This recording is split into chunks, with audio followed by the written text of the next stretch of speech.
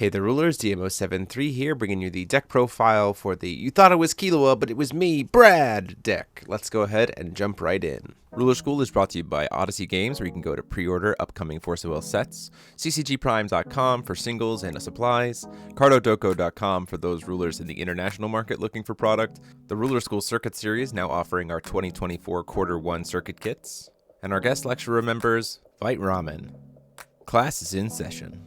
So here is the list. Just as always, a reminder, you can go check out Force of Wind list, link in the description to go straight to it and copy it over to your deck list so you can make use of it. Or you can also check out those pre-order links in the description for both the Odyssey games for Pilgrim Memories, as well as our circuit kits releasing on January 10th.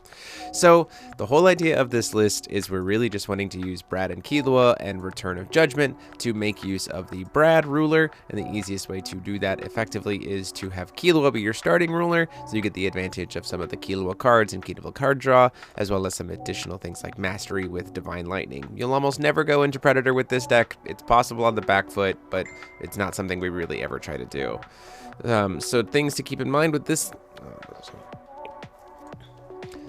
So the whole idea, like I said, is we're playing the 4 Brad and Killua Resonator. Mainly we're trying to either play this on turn 4 once you have 2 stones, and then you can play or 4 stones, you can play this for 2 and then have 2 will to kind of back it up. Or you can use dinner time and produce 3 green, play this for 2 and have 1 green to put a knowledge counter that won't matter onto Killua and then draw a card. It is pretty nice to be able to kind of keep that consistency up. And then once this guy flips, you go over into Brad, and then with Return of Judgment, every single time you Judgment Brad, you get to kill something and draw a card, which is huge.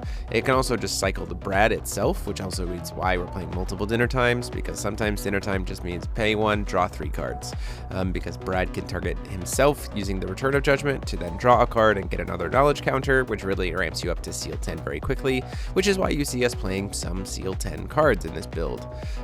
Couple other things to note, just the little Priscia package of Divine Lightning, Killua, Fossil Girl, and Grand Leon, because we have ice counters, so we might as well use them. Some interaction in the form of a couple Persephones and a couple of number 13s. It's very easy for this deck to get to Seal 4 as well as Seal 7. We do play a couple of Girls Staring At, because there are definitely times where you're going to want to keep the board clear of abilities. Something like the Ray Asnal that you saw, or just other additions that are causing you a problem. And then Conflict is being used, as well as Sword of Progression, mainly because it also helps to RFG stuff for Liberation of Wind. This card is very, very, very good in this deck. So you can use Liberation of Wind Unchaseable to target the Brad Resonator, kill your own Brad Resonator and kill one of their things unchaseable. Brad will then trigger, you get to bring in the Brad, and then the nice thing about that is Liberation can be removed from your graveyard to produce a green, which is then used for Judgment, and Brad's Judgment is 1, as you saw. So you can get a lot of value off of Liberation of Wind very easily in this deck. And then as well, we're playing again some more fleshed out responses in the terms of Lorite. We're also playing Solaria's Wind, because it does help against some of the aggressive matchups to kind of tell them to just hey, slow down a little bit. It's very helpful there.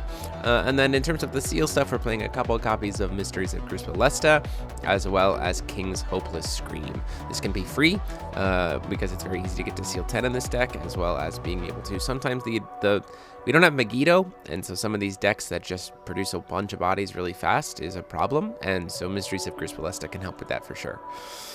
Going into the stone base here, we have 3 Moonshade, 3 Knowledge, and 4 Mysterious Moon, or Chaos Moon. The deck is primarily red-green. It's 2 color, but you do sometimes need a little bit of filtering just to not have to burn yourself as much, which is why we're using Child of the Wind Moon. And then the sideboard, as you'll notice, is all white, which is why we're bringing in Child of the Water Moon for those matchups. Sideboard is kind of pretty meta-dependent. Obviously, like I said, the things that we're worried about the most are these token generator decks that are really, really aggressive, which is why we're playing 7th Moon and Exorcist Mage.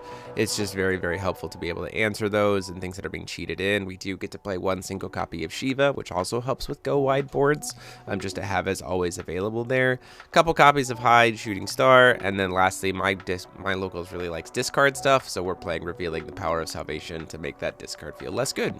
So that is the list. It is a ton of fun, probably one of my favorites so far of this format, but let me know what you guys are doing to play Killua in your decks, and until next time, this is DMO73 saying class dismissed.